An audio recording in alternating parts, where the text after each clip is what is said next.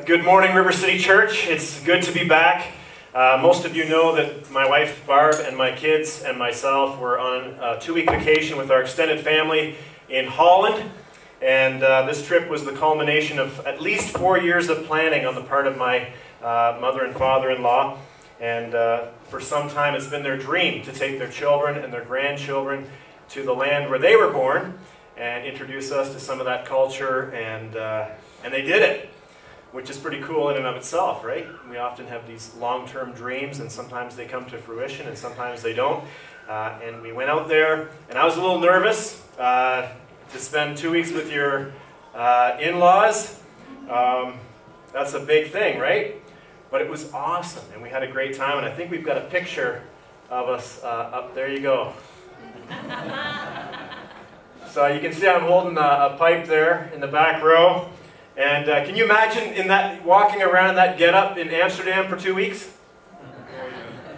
You might get beat up. Anyway, today we're starting a brand new series, and it's going to take us right through the end of the month, right through the end of June. And in my opinion, what we're talking about today is, and through this series, is long overdue. This is a topic that we probably have been putting off for too long, and we're calling it Unstoppable Church. Unstoppable Church. And basically what we're doing is we're going to go back to basics. We're going to look again at what the purpose of the church is, and by that I mean the Church of Jesus Christ. And we're going to also look at what the purpose of this church, of River City Church, is. And then we're going to look at what we can do, what you and I can do to better align our lives with those grander purposes for the glory of God, and so that we can just get a little bit clearer glimpse of the kingdom through the work that we do together here and right now. So this morning I want to begin by looking at the topic of unstoppable vision. The vision of River City Church is about what God has called us to do and about what God has called us to be. And when we know our vision, then it helps us to determine what each of our individual role is when it comes to the fulfillment of that vision. And then next week I'll be pointing to the future. Here's where we are, and here's where we're going as a church. And after next week's talk, I believe that each of you will walk out saying, that truly is an unstoppable vision.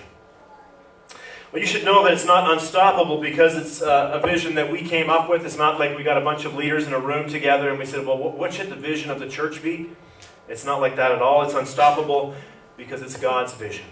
It's what God has asked us to do, and it's what God has called us to be. I'll never forget the question I kept getting from people when I told them that I was going to leave being the lead pastor of an established church of over 400 people to go to Cambridge, to come here and to start a church in the community, for the community, from scratch. The recurring question that I encountered was this: why would you do that? It was a why question. Why? The chair of the board of the church that I used to serve asked it. The members of the small group that Barb and I belong to, the Bible study that we belong to, the members of that group asked it, and come to think of it, my own parents were asking the why question as well. I mean, can you imagine you're about to embark on a whole new direction in life? You're going to embrace an exciting new calling to start a church for people who don't go to church. And the people that you would want to count on for the greatest support, they're not responding by saying, that's awesome, Daryl. You know, you can count on us 110%. But rather it was, why in the world would you do that? Like, why?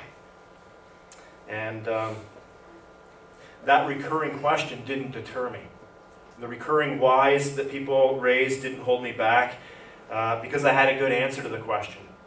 The answer is, I'm doing this to lead people to become fully devoted followers of Jesus Christ.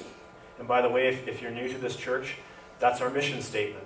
Our mission statement is to lead people to become fully devoted followers of Christ. Let's say it together aloud. Let's see, where do we pick it up here? Pick it up in the second line there. River City Church exists to lead people to... Actually, you can't really read that out loud, can you?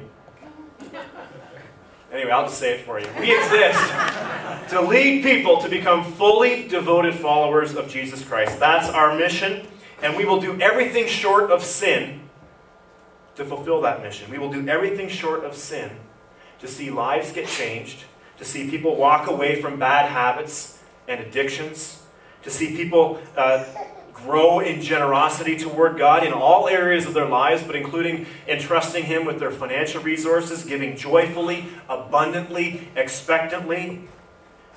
And we will do all short of sin to see marriages get restored and come back together again. Melissa mentioned earlier that I was away last week, and we did something that we'd never done before. We took a survey of our series, Sex on Fire, because we wanted to find out how it impacted you.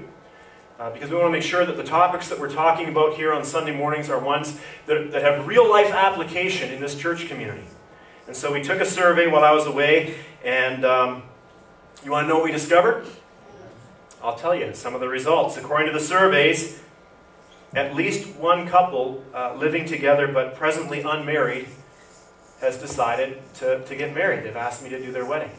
And they've done this not because of pressure from family. They've done it not because of the government or for a piece of paper. They've done it because they believe that God is calling them to take this step at this time. And I'm just so excited. According to the survey, at least one individual called off an engagement because the person that they planned to marry wasn't on the same page as them spiritually. Now, do you realize, do you have any idea how much courage it takes to make such a difficult decision? According to the survey, at least 3 unmarried people said that this series changed the way that they will look for a future spouse. Young people, single people, are going to change what they're going to look for in a future spouse. And related to this, unmarried singles said that this series has changed where they put God in their list of priorities. Which is huge. At least one person said in the survey that the series prompted them to reprioritize their kids. So at least one River City family is going to be growing stronger. There's going to be a greater support system for those children in that family. And then get this. This is what absolutely blew me away this week. 6 married couples indicated that this series has renewed their hope in their marriage and has prompted them to reinvest in their spouse at a whole new level. And I'm just blown away by that. Now, my wife, Barb, and I have given our lives to the mission, the vision of this church. And our question for you at the start of this series is, will you follow us?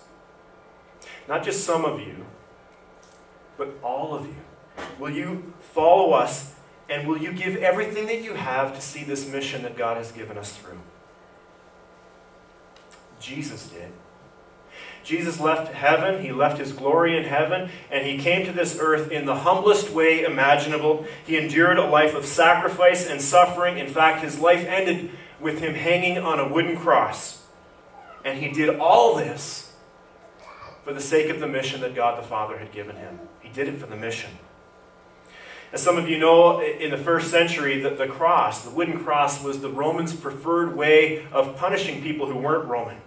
When the Romans executed a person, they put a cross on that person's back, a wooden cross on their back, and they forced that person to carry the cross through the community that they lived in, through their neighborhood, so that the neighbors would mock them and laugh at them and spit on them and hurl insults at them.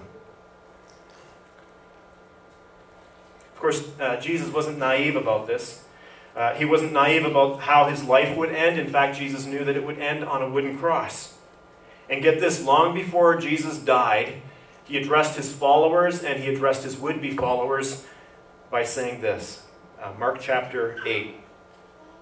If any of you wants to be my follower, you must turn from your selfish ways.